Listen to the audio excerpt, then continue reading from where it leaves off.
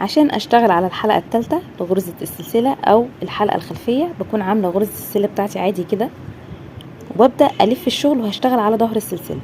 احنا دايما شكل السلسلة عندي بتبقى عاملة زي شكل الضفيرة ده كده، وده بيكون الشكل المعتاد اللي احنا بنشتغل عليه دايما في الحلقات اللي من فوق. لكن دلوقتي انا هشتغل على ظهر السلسلة، ودي محتاجة في بعض الحاجات عشان بتديني شكل فينش جمالي. لو انا هسيب القطعة على كده مش هركب فيها اي اضافات.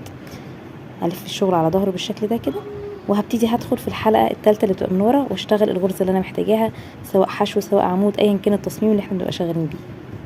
بدخل في الحلقة الخلفية وابدأ اشتغل الغرزة بتاعتي عادي جدا. دي بتبقى حلقة عندي ورا في ظهر غرزة السلسلة.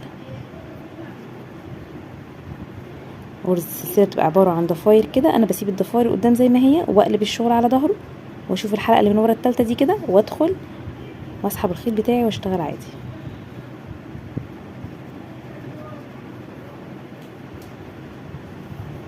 عشان تظبط معايا وتبقى سهلة شوية، خاصة لو بشتغلها لأول مرة، ممكن اشتغل سلسلة البداية بإبرة مقاس اكبر شوية من الإبرة اللي انا بستخدمها. مثلا لو التصميم بتاعي شغالة بإبرة 4 ممكن اشتغل السلسلة بإبرة مقاس 5 او 4.5، وبفضل اكمل شغل بنفس الطريقة كده.